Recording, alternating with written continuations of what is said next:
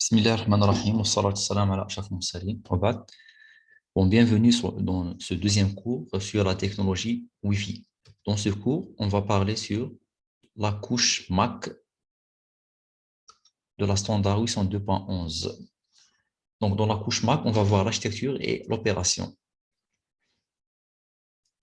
Dans la couche MAC, donc l'architecture de la couche MAC, c'est celle qui définit le fonctionnement et le principe, le fonctionnement principal de la technologie Wi-Fi. Donc, en comprenant comment le Wi-Fi fonctionne en couche 2, on va comprendre pratiquement comment le Wi-Fi fonctionne dans sa totalité. Parce que, comme on a déjà dit dans le cours 2, la 802.11, elle définit le fonctionnement de la couche 1 et la couche 2. Et dans la couche 2, on va trouver toute l'intelligence du réseau. Donc, faisons un petit rappel sur ce qu'on a vu dans le cours 2. Nous avons vu qu'on a différentes générations et différentes standards et plusieurs amendments, plusieurs modifications. Mais en résumant, les plus connus et les plus utilisés, les plus déployés, les plus disponibles dans le marché, on trouve le A, B, G, donc les générations passées, pratiquement toutes les ordinateurs et les smartphones, toutes cartes Wi-Fi disponibles sur le marché, elles supportent le ABG.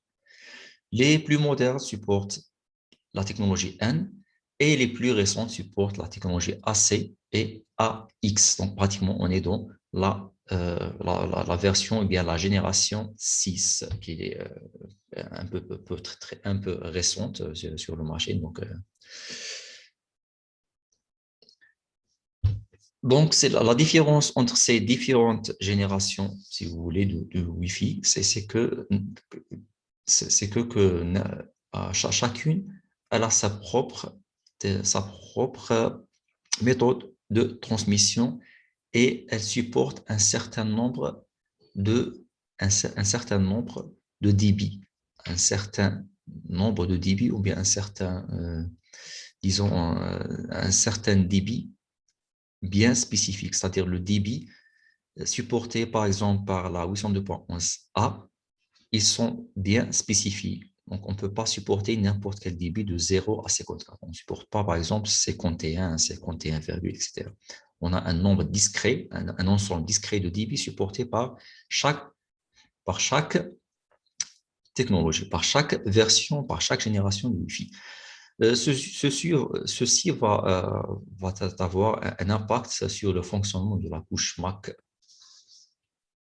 comme on va le voir plus loin dans ce chapitre ou bien dans ce cours.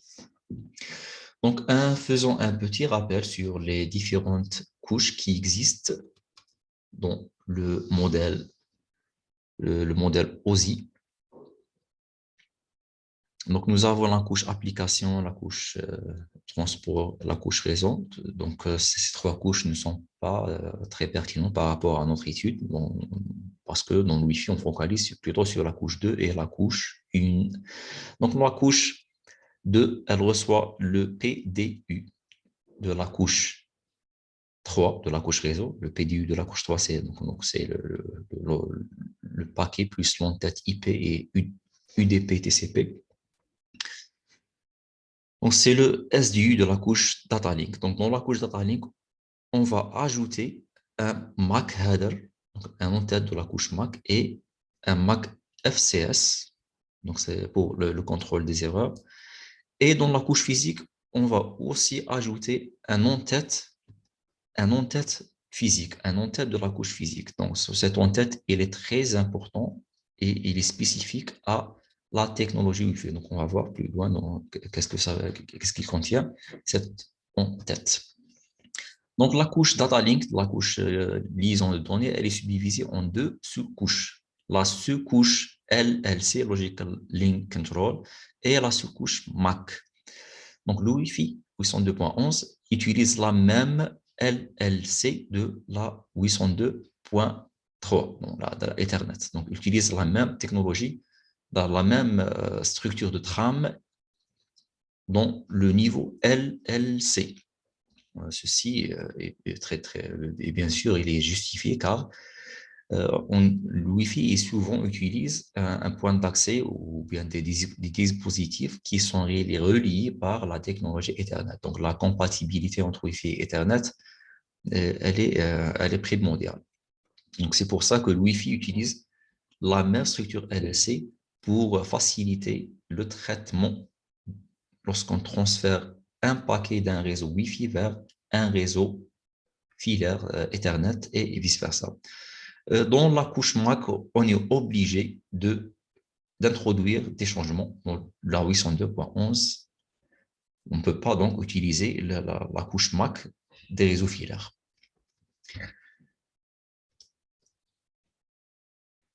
Donc, dans la couche MAC, on va ajouter des zones, un en-tête de la couche MAC qui est spécifique pour le réseau Wi-Fi et un FCS pour le contrôle des erreurs.